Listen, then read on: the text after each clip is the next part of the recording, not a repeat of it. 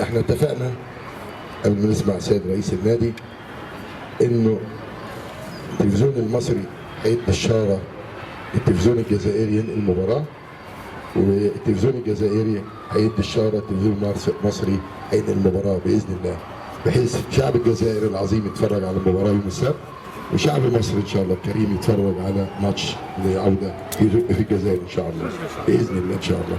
طبعا انا نسيت ارحب باخويا الاستاذ محمود معروف، كان عضو مجلس اداره النادي والصحفي الكبير وعضو مجلس اداره الصحفيين وعضو مجلس النواب من عشاق الجزائر، وهيجي لكم ان شاء الله رئيس البعثه الاستاذ الحاج ابو رجيله ابن الكابتن ابو رجيله، ومعاه المهندس هاني زاده، ده رئيس البعثه وده المشرف العام.